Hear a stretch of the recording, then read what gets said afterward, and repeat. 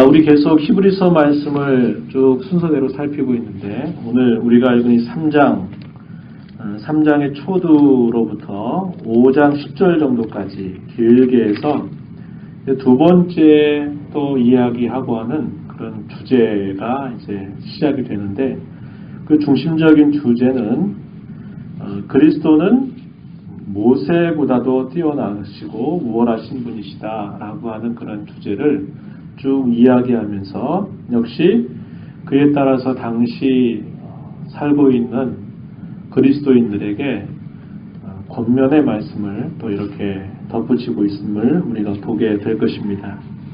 우리는 지난 여러 시간들을 통해서 이제 히브리서 1장 1절 초두부터 2장 끝자락까지 예수님께서는 천사보다도 아주 우월하신 분이시다라는 그런 주제하에 또 사이사이에 들어가는 권면의 그 이야기들을 함께 우리가 살펴왔습니다. 단순히 이론적인 그런 가르침을 주는 것 이상을 우리가 이상이라고 하는 것을 잘 살펴보았었죠. 당시에 천사라고 했을 때는 구약의 말씀을 바로 이 천사의 손을 통해서 이스라엘 백성들에게 건네주셨다라는 것이라고 해서 그들이 천사라고 할 때는 그들의 신앙이 유대교 신앙에 머물러 있는 구약 성경에 머물러 있는 그들의 신앙에 대해서 이제 그들이 고난과 박해 까닭에 예수 믿는 이 신앙으로부터 과거로 돌아서지 말아야 됨을 분명하게 말하고 있는 거죠. 구약시대 때에도 그 주신 말씀이 천사들을 통해서 주신 말씀이라도 그 말씀이 진실하고 권위가 있어서 그 말씀을 어길 때에는 그의 정당한 하나님의 징계나 보응이나 심판이 임했다면 하물며 마지막 때에 아들로서 하신 그 말씀, 그 복음의 교훈들을 가볍게 여긴다면 더 큰 하나님의 심판을 어찌 피할 수 있겠느냐 그러면서 그들이 박해가 있고 어려움이 있고 시련이 있어도 예수 그리스도를 믿는 그 신앙에서 뒤로 물러서지 말아야 됨을 사도가 굉장히 강조했던 것입니다.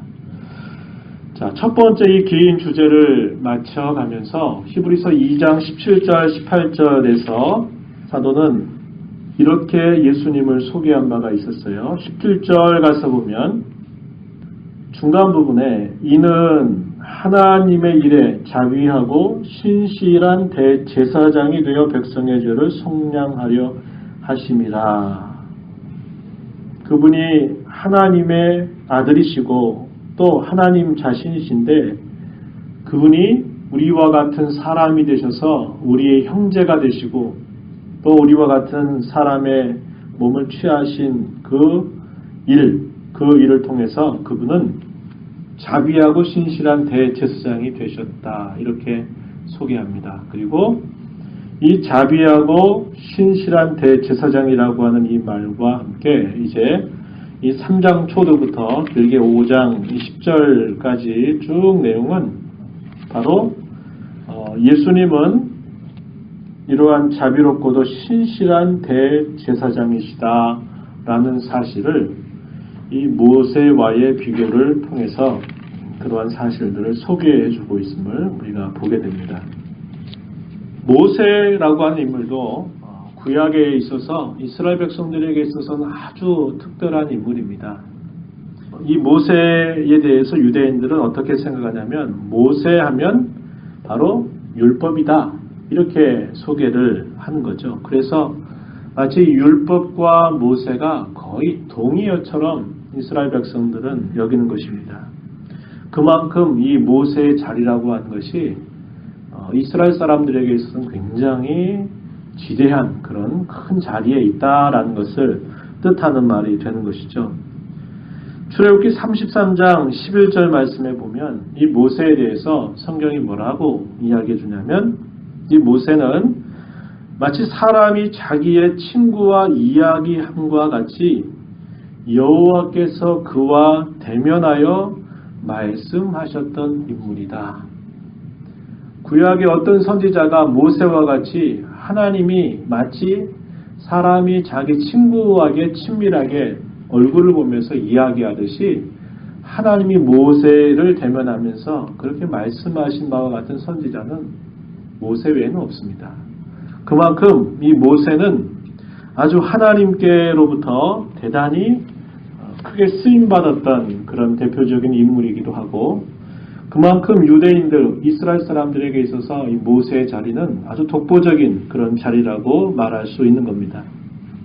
그래서 구약 성경에서도 그렇고 신약 성경에서도 그렇고 하나님의 명령을 두고 이렇게 표현하죠. 모세의 율법이다. 이렇게 표현하고 있는 말들을 볼 때에도 이 모세라고 하는 인물이 그가 감당했던 역할이 굉장히 큰 역할이었다라는 것을 우리가 보게 됩니다. 그냥 율법 그러지 않고 모세의 율법이다 이렇게 부를 만큼 이 모세라고 하는 자리가 대단히 크다라는 사실을 우리가 이런 성경의 표현들을 통해서도 확인할 수 있는 거죠. 그런데 사도는 그러한 모세와 예수 그리스도를 이제 비교하면서 예수 그리스도는 이러한 모세보다도 더 우월하신 분이다 하는 사실들을 이제 강조하기 시작하는 겁니다. 그럼으로써 유대인들은 그리스도를 지극히 존귀한 분으로 알고 그분을 높이고 공경하는 일들이 마땅하다라는 사실을 아주 힘주어서 이야기하는 겁니다. 마치 이스라엘 사람들에게 모세하면 마치 이렇게 꽃밭 그의 권위 앞에 딱 자세를 낮추는 그런 태도를 취하고 있다면, 하물며 이 모세보다도 비교되실 수 없는 예수 그리스도 앞에 합당하게 그분을 공경하고 그분의 말씀을 듣는 것은 더더군다나 당연한 일이다 이렇게 말하는 겁니다. 이렇게 말하는 그 저변에는 어떤 뜻이 있습니까? 당시에 그 고난의 큰 싸움을 싸워가고 있는 그리스도인들이 어떻게 하라는 거죠? 예수 그리스도를 믿는 그 신앙에서 물러서지 말고 고난과 박해와 시련 속에서도 예수 그리스도를 굳게 붙잡아야 될 것에 대해서 이제 분명하게 강조하는 뜻이 있는 것입니다. 자, 오늘 내용 보면, 자, 모세와 그리스도를 이렇게 비교하는 내용들이 이렇게 확인되는데, 자, 공통적인 그 공통점이 있고 또 다른 면에서 차이점이 있음을 소개해주고 있습니다. 자, 먼저 보면, 자, 공통적인 면에 대해서는 2절 말씀 한번 가서 보면 3장 2절에 그는 자기를 세우신 이에게 신실하기를 모세가 하나님의 온 집에서 한 것과 같이 하셨다 이렇게 말합니다.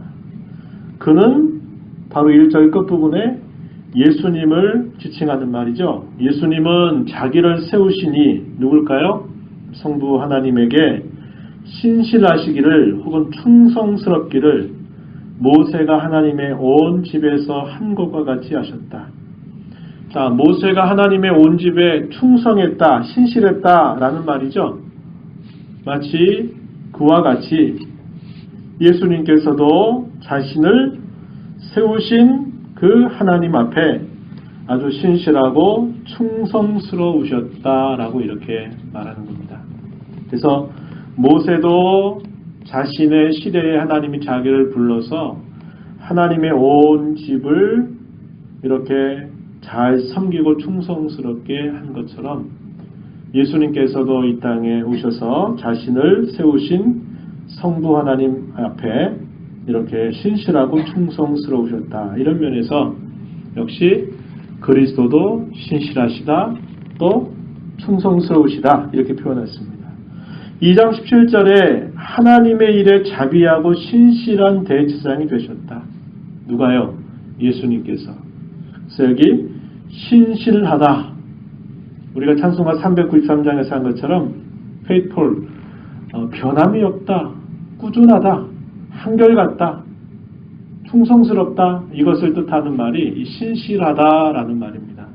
바로 예수님이 역시 모세가 그랬던 것처럼 예수님도 그렇게 신실하고 충성스러우셨다라고 한 면에서 이제 공통적인 면들을 이렇게 확인하게 되고, 그러나 또 이런 면에서는 분명하게 다르다, 차이점이 있다라는 것을 소개하는데 두 가지 정도를 우리가 본문에서 찾아볼 수 있습니다. 첫 번째는 뭐냐면 3절과 4절 말씀에서 확인할 수 있는데 모세가 하나님의 집의 일부에 속해 있었던 사람이라면 그리스도는 하나님의 집을 지은 건축자다, 이렇게 서로 차이점이 있음을 이야기합니다.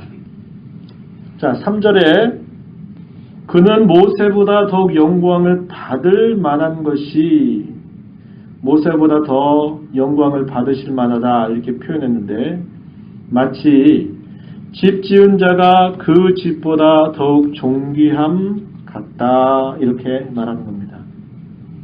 자, 집 지은 자, 건축자죠. 그 집을 지은 건축자, 그리고 그 집, 건축자가 지은 집 비교해 봤을 때 그 건축자가 집보다 훨씬 더 존귀함과 같이 마치 모세와 그리스도를 비교할 때 그러한 분명한 차이가 있다라고 이렇게 소개하고 있는 것입니다. 자, 4절에 집마다 지은 이가 있으니 만물을 지으신 이는 하나님이시다, 이렇게 표현했습니다. 하나님의 온 집 혹은 하나님의 집, 이게 뭘 뜻하는 말일까요? 비유적인 표현이겠죠. 비유적인 표현. 건물, 집으로 이렇게 은유적으로 표현한 겁니다. 디모데전서 3장 15절 보면 바울 사도가 디모데에게 쓴 편지 가운데 이 집은 하나님의 집이다, 이렇게 표현했죠. 진리의 기둥과 터다, 이렇게 말하는 겁니다. 뭘 뜻하는 말이겠습니까? 교회를 이렇게 표현하는 겁니다. 교회. 보이는 이런 교회 그보다도 보이지 않는 그런 교회를 뜻하는 거죠. 하나님의 구원함을 받은 신실한 백성들의 무리, 모임, 이것을 두고 교회라 이렇게 부르는데 하나님의 집이다, 이렇게 교회를 비유적으로 표현하고 있는 것입니다. 그래서 모세는 마치 하나님의 집에서 그가 신실했다라는 표현이 2절에 있지만 3절에서 표현하고 있는 말을 보면 모세는 그가 마치 하나님의 집에서 신실한 자라고 소개는 하지만 3절의 내용에 보면 모세는 그 집의 일부로서 그 집에 속해 있는 자임을 말해주는 겁니다. 그러나 예수님은 어떻다는 거예요? 그 집을 지은 자, 교회를 세우신 분, 죄 가운데 있는 인생들을 불러서 그들을 구원해서 하나님의 교회가 되게 하신 분, 그분으로 예수님을 소개하고 있다, 이 말이죠. 그런 의미에서 비교될 수 없을 만큼 그리스도는 모세보다도 존귀함을 받으심이 마땅하다, 이렇게 소개하고 있는 내용입니다. 자, 또 하나의 차이점에 대해서 또 본문에서 우리가 확인하는 것은 5절에 가서 보면요. 5절 가서 보면, 자, 5절 말씀에 또한 모세는 장래에 말할 것을 증언하기 위하여 하나님의 온 집에서 종으로서 신실하였다, 이렇게 말하죠. 하나님의 온 집에서, 하나님의 교회 가운데서 종으로서 신실하였다. 그가 당시에 그 여호와의 총회라고 부르죠. 자, 우리가 지금 새벽에 있는 신명기 말씀 보면 여호와의 총회라 그럽니다. 이스라엘 백성들을 두고 여호와의 총회라 그래요. 그것은 역시 당시에 있는 그 광야교회를 두고 여호와의 총회라 이렇게 부르는 거죠. 여호와의 총회를 그가 뭐 하고 있습니까? 하나님께로부터 주셨던 그 말씀을 받아서 여호와의 총회에 그 말씀을 계속 그가 전하죠. 그리고 그들을 이끌어가죠. 또 그들을 돌보는 일들도 모세가 한 겁니다. 그래서 그는 어떻게 보면 다르게 말하면 광야교회를 섬기는 자로 그는 신실했다라고 말하는 거예요. 그러나 그 자신 역시 그 교회의 그 여호와의 총회를 섬기는 자일지라도 그 자신도 역시 어디에 속해 있어요? 그 총회 안에 속해 있는 거죠. 다시 말해서 그는 교회를 섬기는 신실한 일꾼이었고 동시에 그 자신도 교회의 일부에 속해 있었다 이 말입니다. 마찬가지겠죠. 오늘날 예를 들어서 교회 가운데서 이끌어가는 사람, 앞에 서 있는 저 자신도 목사이지만 하나님의 교회를 섬기는 자죠. 직분자들도 마찬가지입니다. 하나님의 교회를 섬기는 자예요. 그런데 역시 그 자신 역시 교회에 속해 있는 거죠. 저도 교회라 이 말입니다. 교회 가운데 직분을 맡아서 앞서서 이끌고 가는 사람은 교회를 섬기는 것 같지만 또 한편으로는 뭐예요? 자신이 그 교회에 속해 있다 이 말이죠. 모세의 자리가 그렇다는 겁니다. 그래서 그를 두고 뭐라고 말했냐면 종으로서 신실했다. 이게 5절에서 이렇게 소개하고 있는 거예요. 반면에 그렇다면 6절 보면 그리스도는 6절에 그리스도는 하나님의 집을 맡은 아들로서 그와 같이 하셨다. 이렇게 말합니다. 그래서 모세는 종으로서 그렇게 하였지만 예수님께서는 아들로서 그렇게 하셨다. 종과 아들의 이 신분적인 차이는 비교할 수 없는 거죠.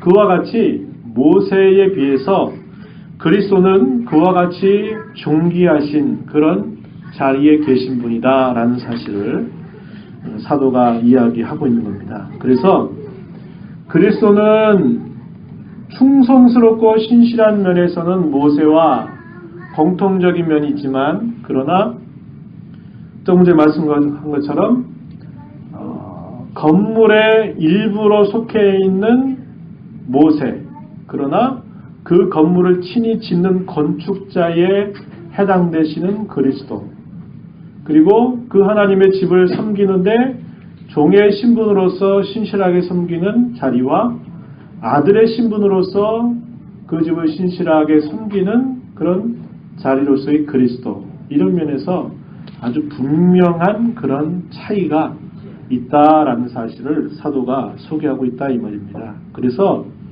그리스도는 이 모세에 비견될 수 없을 만큼 우월하신 분이심을 사도는 또다시 이야기하고 있는 겁니다. 천사보다도 우월하신 그분은 모세보다도 우월하신 그분이 되신다. 이렇게 사도가 이야기하면서 모세를 소중하게 여기는 것처럼, 모세를 자신들의 신앙의 아주 권위자로 여기는 것처럼 그보다 더 뛰어나신 이 그리스도를 자신들의 신앙의 전부로 알고 섬겨 살아가야 될 것에 대해서 사도는 강조하고 있음을 우리가 보게 된다 이 말입니다. 자, 그렇기 때문에 사도는 당시의 그리스도인들에게 어떻게 권면을 하고 있습니까? 1절 가서 보세요. 1절 함께 말씀을 함께 읽어봅니다. 시작. 그러므로 함께 하늘에 부르심을 받은 거룩한 형제들아, 우리가 믿는 도리의 사도이시며 대제사장이신 예수를 깊이 생각하라. 아멘. 사도가 이제 그 성도들을 향해서 주는 실제적인 그 권면의 내용이 1절에서 표현되고 있습니다. 그 말의 골자가 뭘까요?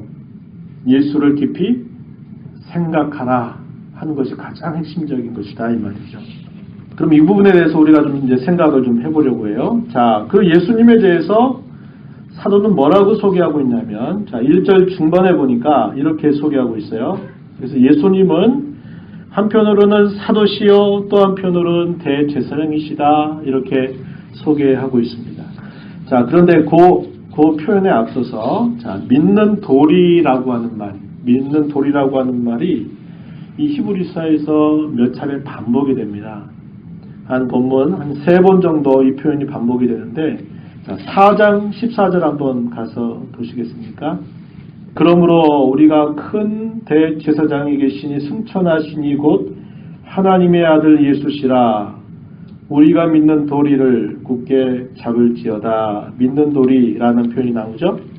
또 조금 뒤로 한번 가서 볼까요? 10장으로 한번 가보겠습니다.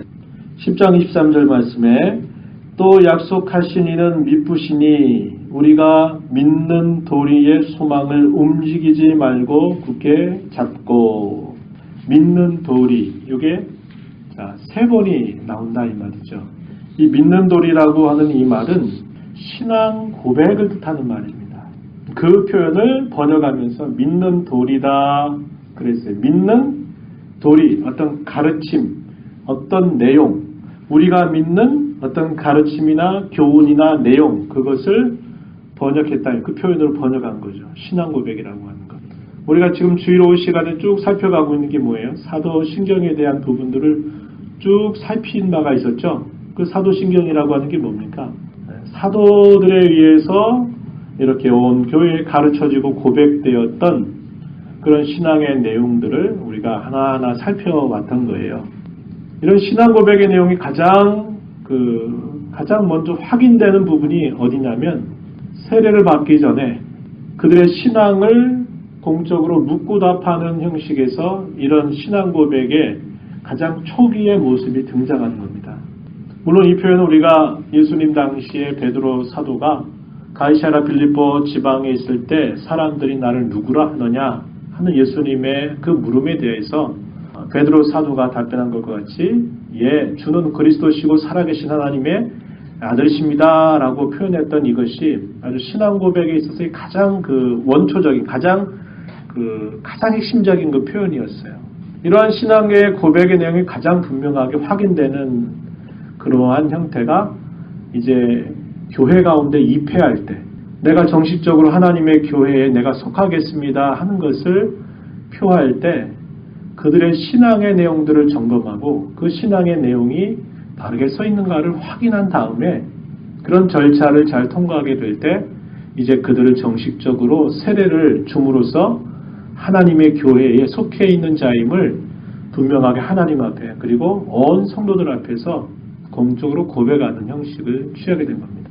오늘날도 우리가 세례를 받거나 할 때 그런 공부의 내용들을 하잖아요. 우리 여기 임병문 성도님께서도 계시지만은 4주간 동안 또 세례 교육에 대해서 받고 문답을 또 했단 말이죠. 그게 뭡니까? 신앙 고백을 확인한 거고 세례를 주는 자리에서도 온 성도 앞에서 공적으로 묻고 공적으로 답변하는 그런 과정들을 통해서 이제 세례 교인이 되신 거거든요.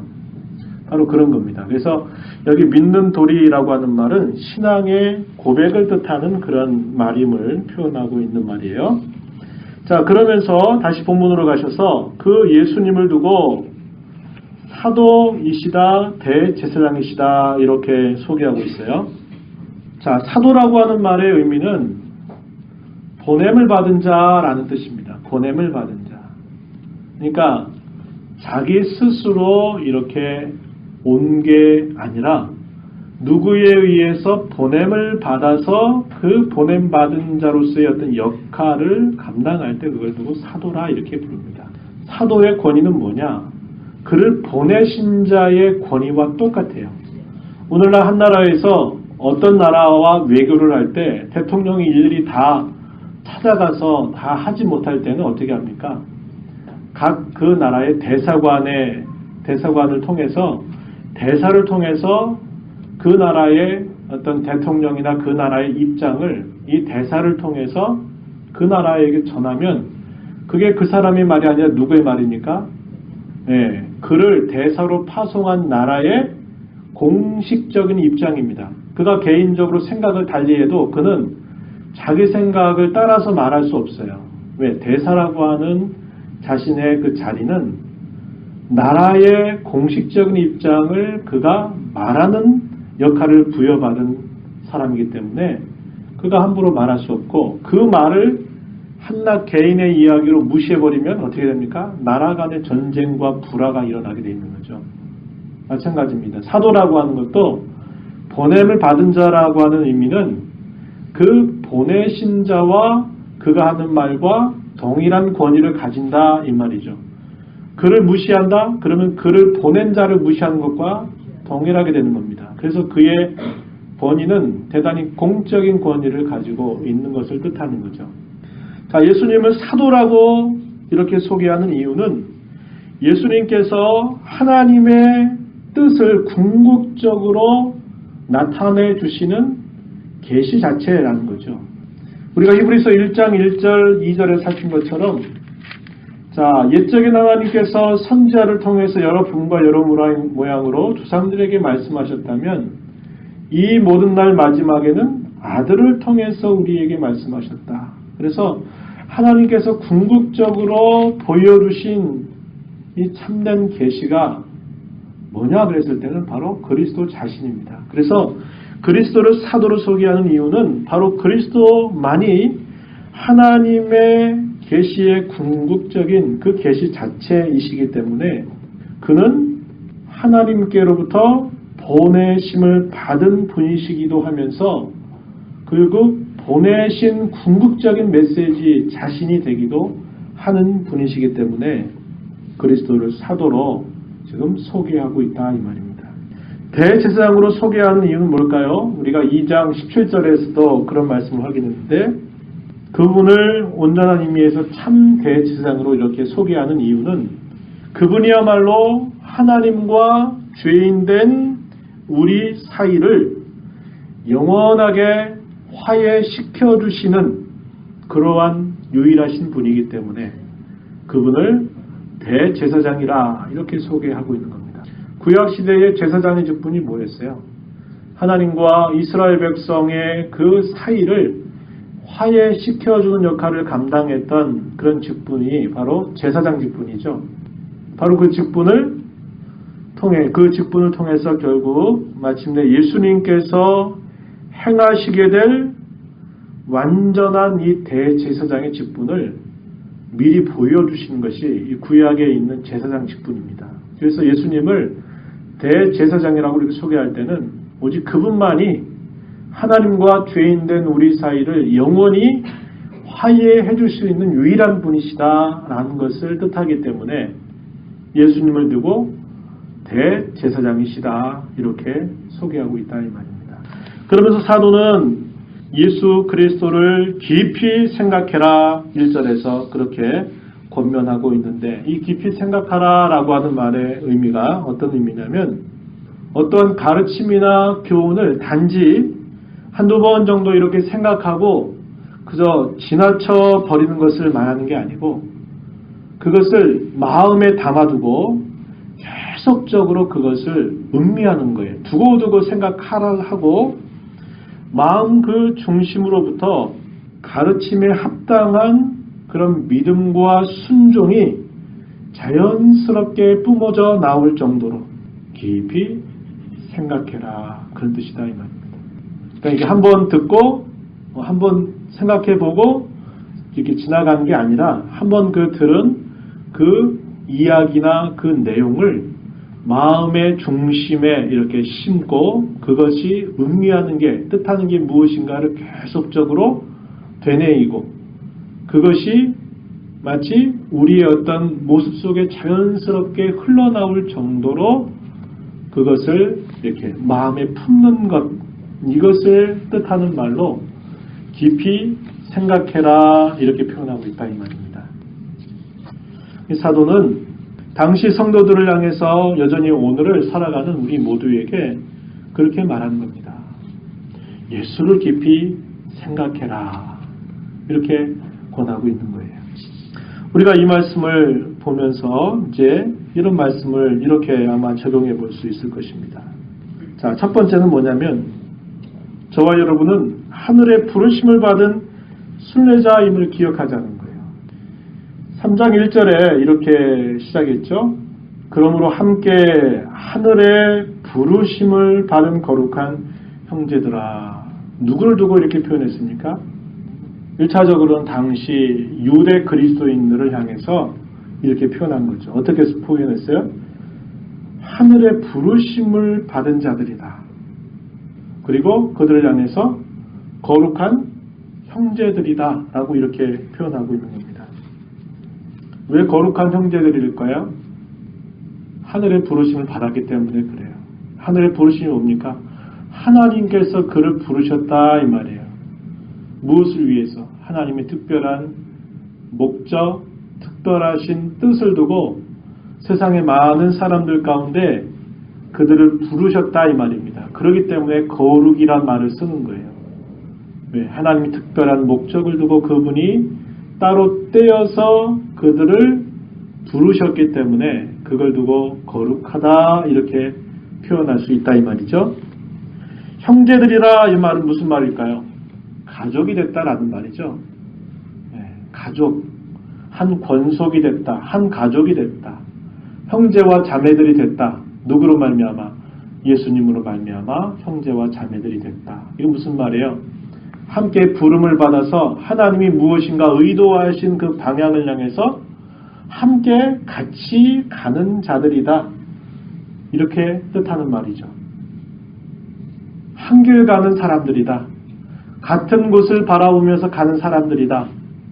그렇게 표현하는 말이에요. 그래서 여기 하늘의 부르심을 받은 거룩한 형제들아 이런 말은 자 세상에 각각에 흩어져 살던 그들을 예수 그리스도를 통해서 그들을 불러서 하나님이 의도하시고 뜻하신 바로 이제 그 방향을 가지고 살아가도록 한 형제와 자매로 묶어주신 그의 자녀들을 두고 이렇게 부르고 있다 이 말입니다. 어디로 이도하셨을까요? 히브리서 11장으로 한번 가볼까요? 11장 16절 말씀 우리 함께 읽어봅니다. 시작! 그들이 이제는 더 나은 본향을 사모하니 곧 하늘에 있는 것이라. 이러므로 하나님이 그들의 하나님이라 일컬음 받으심을 부끄러워하지 아니하시고 그들을 위하여 한 성을 예비하셨느니라. 옛적의 믿음의 선조들을 쭉 이야기하면서 이제 13절부터 16절까지 쭉 이야기하는 게 뭐냐면 그들이 자신들이 살던 고향 땅을 떠나왔다는 거예요. 그러나 자신들이 갈 곳은 자신들이 살다 떠나왔던 그 고향으로 돌아가는 게 아니라 이제는 그들이 돌아가야 할 진정한 고향이 있다는 거죠.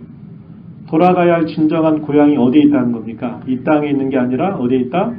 하늘에 있다 이렇게 소개하고 자 여기 16절 말씀을 보니까 하나님께서 예비하신 하늘의 도성 자 아브라함도 그것을 바라보면서 살다가 갔고 이삭도 야곱도 그리고 그 이후에 신앙의 후손들도 다 자신들이 태어난 것은 애굽에서 태어났을 수도 있고 가나안 땅에 태어날 수 있었는데 자신들이 돌아가야 될 자신들의 어떤 목적지가 어디에 있었느냐 그것은 하늘에 있었다 이 말입니다. 하늘. 바로 그 하늘을 향해서 자신들의 그 목적지를 두고 살아가도록 하나님께서 부르셨어요. 이렇게 거룩한 하늘의 부르심으로 그들을 구별하셨다고 이렇게 말하는 거죠. 12장 22절에 가서도 보면 또 역시 그와 동일한 표현들을 볼 수 있는데 22절에 보면 12장 22절 그러나 너희가 이룬 곳은 시온산과 살아계신 하나님의 도성인 하늘의 예루살렘과 천만 천사 이하 쪽에서 하늘의 예루살렘 이렇게 표현하고 있어요.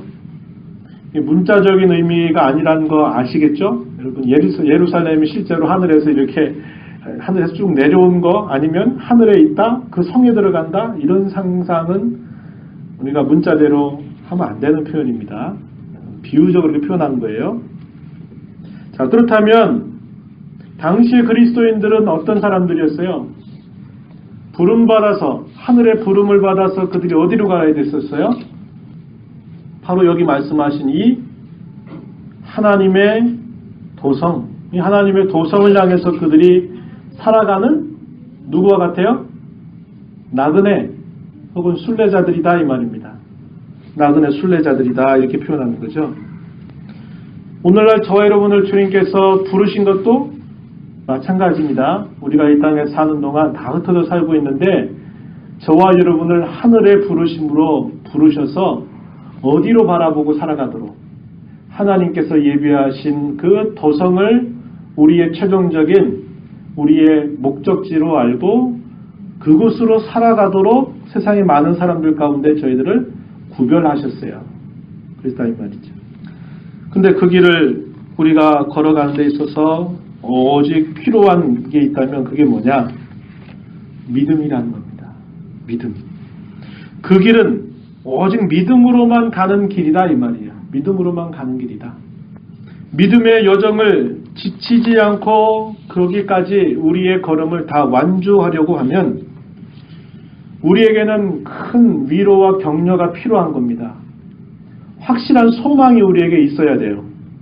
그게 뭡니까? 이렇게 말하면 바로 예수 그리스도 그분을 깊이 생각하는 것이다. 이렇게 사도가 가르쳐주고 있는 겁니다. 저와 여러분이 이 땅에 부름을 받아서 하늘에 참된 그런 하늘의 도성을 바라보면서 우리가 살아갈 때에는 오직 믿음으로만 살아가야 되는 길이고, 그 믿음의 여정을 지치지 않고 낙심하지 않고 주저하지 않고 걸어가려고 할 때에는 우리에게 참된 위로와 또 격려가 필요하고 우리에게 소망이 필요한데, 그 위로와 격려와 소망이 어디 있느냐 그랬을 때는 오직 누구에게 있다? 예수 그리스도에게 있다 이 말입니다. 그래서 우리가 이 땅에서 부름받아서 우리의 삶을 마치고 영원한 본향에 향해서 갈 때까지 우리는 오직 누구를 바라봐야 돼요? 예수 그리스도만을 바라봐야 된다. 왜?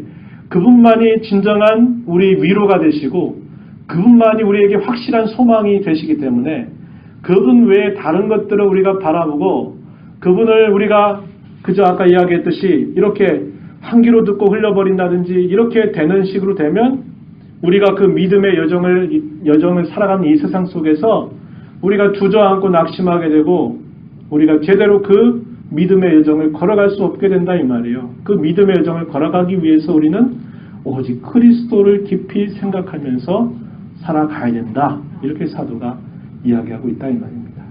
우리에게도 똑같아요. 당시 고난과 박해를 만났던 유대 그리스도인들에게만 그들이 특별한 상황 속에서만 이게 필요하다 그게 아니고 모든 시대의 하나님의 사람들이 우리가 이 땅 광야와 같은 이 땅을 우리가 살아가면서 우리의 믿음이 지치지 않고 하나님이 우리에게 의도하신 그 본향을 향해서 살아가려고 하면 우리도 역시 참된 위로와 소망과 격려가 필요한데 그 바로 그것이 뭐냐? 오직 예수 그리스도 외에 아무것도 없다는 거예요.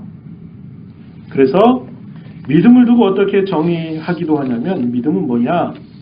여러 차례 제가 말씀드린 바가 있는데 믿음은 이것 바라보고 저것 바라보고 우왕좌왕하는 게 아니라 오직 모든 상황 속에서 그리스도만을 붙잡는 것이 진짜 믿음이다. 이렇게 표현하는 겁니다. 우리의 눈을 다른 곳에 돌리는 게 아니라 오직 그리스도 그분에게만 집중하고 살아가는 것이 진짜 믿음이다. 이렇게 말하는 거예요. 저와 여러분도 마찬가지입니다. 우리가 광야와 같은 여정을 걸어가면서 우리의 믿음이 지치지 않고 낙심하지 않고 뒤로 물러서지 않고 그 믿음을 끊임없이 그 믿음을 따라서 우리가 우리의 순례의 길을 걸어가려고 하면 오직 그리스도 외에 다른 것이 있지 않다 이 말입니다. 그래서 우리는 늘 그리스도께 집중해야 되고 그 그리스도만을 바라보면서 살아가야 된다. 우리가 지칠 때, 우리가 힘겨울 때 우리에게 진정한 양식이 되고 우리의 진정한 위로가 되고 우리의 진정한 치유가 되시며 우리의 진정한 소망이 되는 것은 예수님 외에 아무도 없다라는 겁니다. 그 사실을 강조하고 있는 거죠. 또 한 가지는 신앙 고백이라고 했어요. 신앙 고백이라고 하는 건 뭐예요? 나는 그렇게 믿는다는 겁니다. 누가 내 앞에 그거 아니잖아, 그거 아니라고 말해 이렇게 말할 때 아니 나는 그거라고 믿어, 난 그거라고 여기고 갈 거야. 이게 뭡니까? 신앙 고백이에요. 신앙 고백. 예수님 당시에 많은 사람들이 로마의 대대적인 박해를 받는 큰 이유 중에 하나 뭐냐면 내가 예수님을 믿는다라는 것은 예수님이 내게 주님이시다라는 것을 공적으로 표명하는 것인데 당시의 로마의 기본적인 어떤 로마의 규율이라든지 그것이 그들이 사용하는 이 로마의 화폐 속에서도 가이사, 로마의 황제가 우리의 주이시다, 왕이시다 라고 하는 표현을 공개적으로 사용하겠다 이 말이죠. 그리고 어떤 로마 황제는 자기가 신이다라고 하고 자기를 신격화까지 한 그런 황제가 있었어요. 황제 숭배를 하게 시킨 겁니다. 황제 숭배. 왜? 자기가 신이기 때문에 나에게 숭배해야 된다고까지 강요했어요. 그리스도인이 그렇게 할 수 있습니까? 아니요. 절대로 그럴 수 없어요. 그럼 뭐가 됩니까? 죽여. 이겁니다. 황제인 나를 거절해? 죽여버려. 화형장에 끌려가고 검투사들에 의해서 죽임을 당하기도 하고 사자들이나 이런 짐승들에 의해서 찢겨서 먹이처럼 죽어가는 그런 경우들이 대단히 많았다 이 말이죠. 왜 그렇습니까? 그거예요. 고백입니다. 고백. 예수님만이 나의 주님이시다라고 하는 그 고백 하나만으로 로마의 황제들은 그들을 처형할 수 있는 근거를 가지고 있었고 그것을 휘두를 수가 있었단 말이죠. 그리고 누차 얘기하지만 이 당시가 네로 치세에 있었을 때고 네로가 로마 도시의 화재 사건을 이렇게 일으키고 나서 그 소요를 걷잡을 수 없게 되니까 자 예수 믿는 사람들에게 그랬다고 뒤집어 씌우고 그들을 죽이자 그래가지고 대대적으로 로마 제국으로 전체로 해서 그리스도를 무수하게 잡아 죽이는 박해가 일어날 그 즈음이었다 이 말이에요. 이 히브리서가 기록되고 있는 때가. 그러니까 신앙 고백이라 그렇게 말할 때는 고백적 삶의 자세죠. 내게 좋을 때 내가 필요할 때 주님 인정하고 살아가는 삶 그걸로 끝나는 게 아니고 언제든지 모든 일들 속에서 나는 그리스도인이요 나는 주님을 따르는 사람이요 주님만이 나의 모든 것의 주님이 되시고 나는 주님께 내 모든 것을 걸고 살아가는 사람입니다 라는 것을 내가 어느 순간 어떤 상황들 속에서도 고백하는 자세로 살아가는 거죠. 해를 당하고 어려움을 당하고 심지어는 죽음의 위협을 느끼는 그런 자리를 할지라도 내가 그리스도를 붙잡는 거죠. 이게 뭐냐? 이게 뭐냐? 바로 이런 신앙 고백의 자세라는 것을 우리가 보게 됩니다.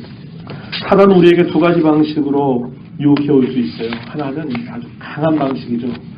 이 당시 그리스도인들에게 목숨 내놔라 이렇게 해가지고 강하게 나가기도 하고 오늘날의 시대와 같이 은밀하게 당근을 주면서 이렇게 우리에게 아주 부드럽게 걸어오는 유혹을 통해서 우리를 향해서 공격해 오기도 한다 이 말이죠. 저와 여러분 어떤 처지와 형편들 속에 있을지라도 오직 이 신앙의 여정을 걸어가면서 오직 그리스도만을 바라보고 깊이 생각하는 자로 살아가는 저와 여러분 모두가 되기를 진심으로 바랍니다. 하나님 아버지 시간도 주의 말씀을 함께 나누며 그 말씀의 교훈들을 통해 우리가 이 땅에 정처 없이 목적 없이 뜻 없이 살았던 인생들이었고 우리에게 기다리고 있는 것이라고 한다면 영원한 지옥의 형벌 외에 아무것도 바랄 것이 없는 저희들이었는데 하늘의 부르심을 저희들에게 허락하셔서 이 땅에서 영원한 하나님 나라의 도성을 향해서 바라보며 살아가는 존귀한 자들로 저희들을 구별해 주시고 이 땅에서 이러한 신앙의 여정들을 따라 살아가는 중에 우리에게 진정한 위로요, 우리의 진정한 확신이요, 우리의 진정한 소망이 되시는 예수님만을 바라보고 깊이 생각하면서 살아가야 됨을 오늘 우리에게 말씀해 주셨습니다. 그 말씀 저희 마음에 깊이 간직하고 모든 일들 속에서 그리스도를 바라보고 그리스도께 집중하고 어떤 상황들 속에서도 우리의 시선이 우왕좌왕하지 않고 그리스도께 우리의 초점을 맞추며 살아가는 저희들이 되도록 인도해 주시옵소서. 예수님 이름으로 기도하옵나이다. 아멘.